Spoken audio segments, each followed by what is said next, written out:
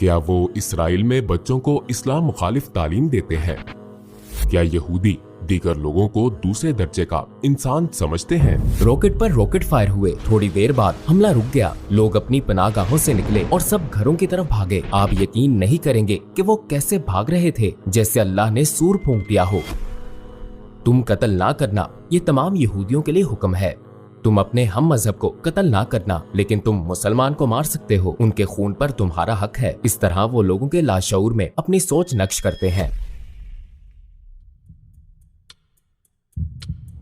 क्या आपको इस्लाम कबूल करने से पहले कोई शकूक थे?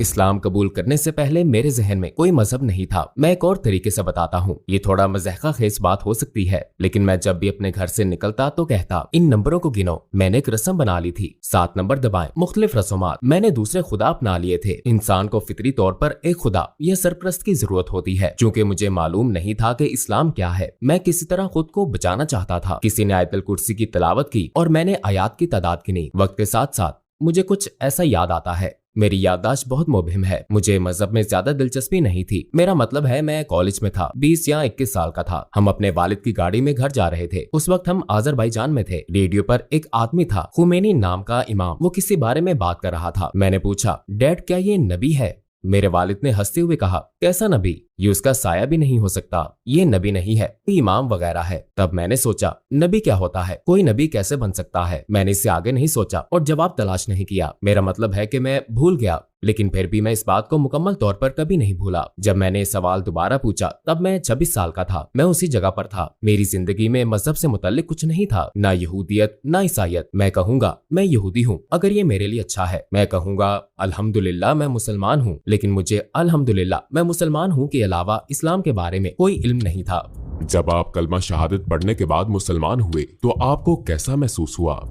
अस्सलामुअलैकुम भाई और बहनों, हमने देखा है कि हमारे 80% नाजरीन बाशुमूल इस वीडियो के ने हमारे चैनल को सब्सक्राइब नहीं किया है। जैसा कि आप जानते हैं, हम एक गैर मुनाफा बख्श तंजीम है और हमने अपनी वीडियोस पर एड्स बंद रखी हैं। लिहाजा हम सिर्फ इसलिए कह रहे हैं ताकि सच्चाई को फैलाया जाए। ये एक छोटा सा अमल लग सकता है, लेकिन इंशाअल्लाह ये बहुत से लोगों के लिए रहनुमाई का जरिया होगा। आइए अब सब्सक्राइब बटन पर क्लिक करें और एक साथ चलें अब्दियत की तरफ। जब आप कलमा शहादत पढ़ने के बाद मुसलमान हुए तो आपको कैसा महसूस हुआ? मैं जज्बात से भरपूर था।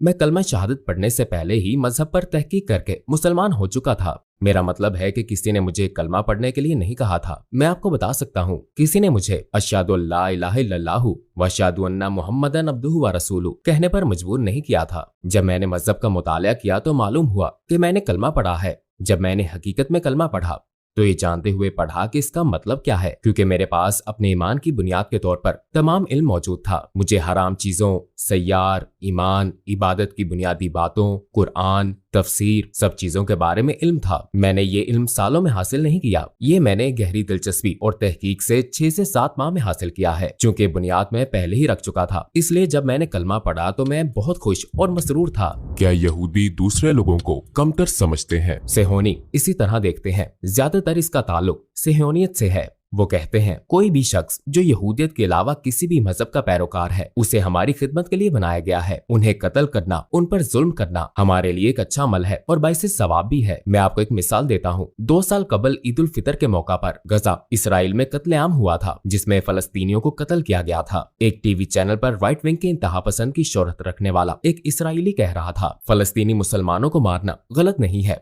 और हमारे लिए गुनाह नहीं है। अब हमें उन्हें खत्म करने की जरूरत है ताकि कल को वो हमें परेशान न करें। अगर हम अब ऐसा करेंगे तो हमें गुनाह नहीं सवाब मिलेगा। इस बारे में पूछने वाला टीवी एंकर भी हैरान रह गया, जिसने कहा था कि ये सहियोनी है। आप मुसलमान कब हुए थे? आपने मुसलमान होने का फैसला कैसे किया? जिस्मानी और रूहानी तौर पर मुझे काफी मुश्किल वक्त देखना पड़ा। ये एक महफूज पनाहगाह है। ये मुझे हराम चीजों में नहीं मिली। हराम ने मुझे कुछ नहीं दिया।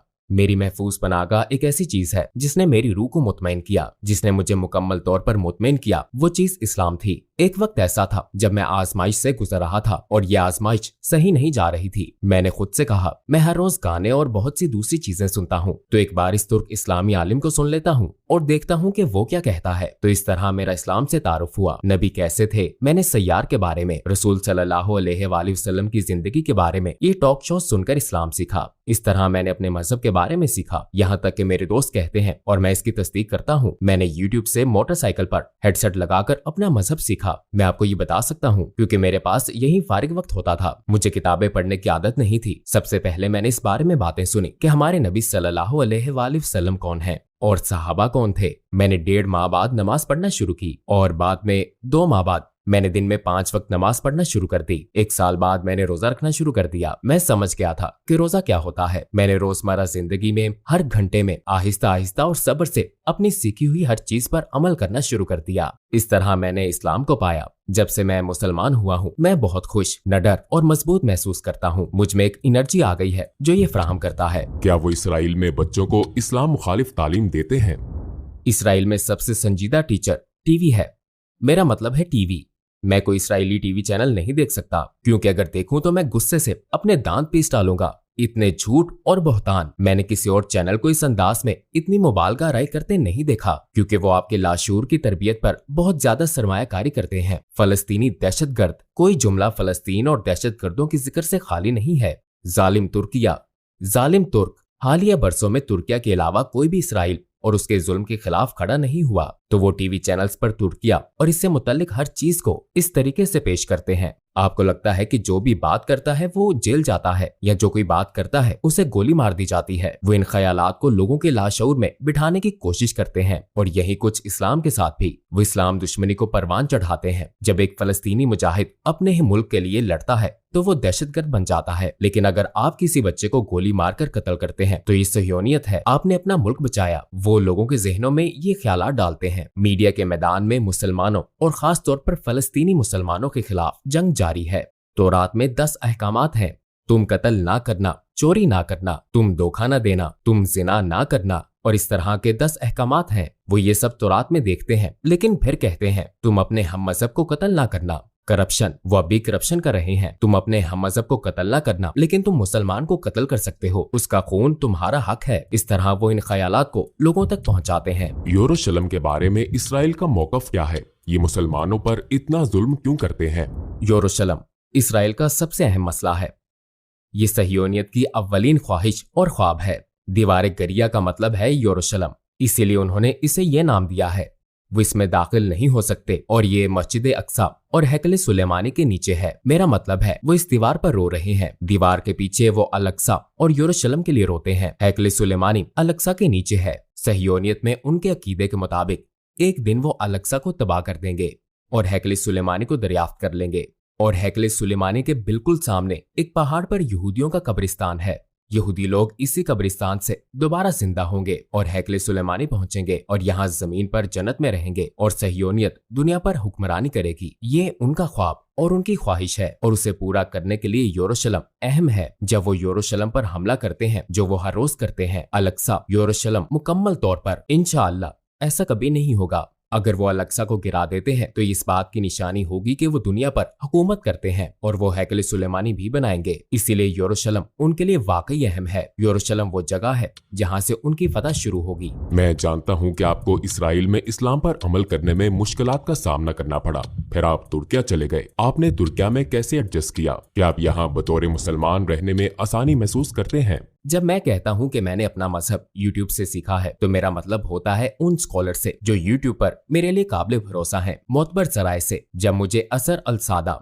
आयशा रजी अल्लाह अन्हा, खतीजा रजी अल्लाह अन्हा और दीगर सहाबा रजी अल्लाह अन्हुम के बारे में मालूम हुआ तो उनके बारे में जानने के बाद मैं तुर्किया में इस्लाम के बहुत आला मेयार की तोको कर रहा था। जब मैं यहाँ आया तो मुझे बिलाशुबा एक धचका लगा। मैं ये ऐसे शख्स के तौर पर कह रहा हूँ जो इसराइल में रहा है। मैंने अपने आप से कहा ये लोग सारे नहीं, इनमें से कुछ, इनमें और यहूदियों में क्या फर्क है? मेरा मतलब है ठीक है, अजान तो होती है, मैं भी सुनता हूँ, मगर मस्जिदें खाली हैं। मैं सड़कों पर चलता हूँ तो देखता हूँ कि कैफे भरे हुए हैं, इसराइल की तरह, बार्स भरे हुए हैं, बिल्कुल इसराइल की तरह। मैंने मवाजना किया है। बहुत सी चीजें हैं जो मुझे पसंद हैं, जिन पर मैं कहता हूँ अल्हम्दुलिल्लाह। आपकी बहुत सी फाउंडेशंस और इदारे हैं जो लोगों को अल्लाह और उसके जिक्र की तरफ बुलाते हैं। ये नेमत है। इसराइल में एक भी ऐसा इदारा नहीं है। एक मजहब, एक जैसी रवायात और रस्म और रवाज वाले लोगों के साथ रहना बहुत अच्छा लगता है। मुझे यहाँ कोई अजनबियत महसूस नहीं होती। मुझे जबान सीखने में कोई मुश्किल पेश नहीं आई। हम बचपन से ही तुर्क टीवी देख रहे हैं,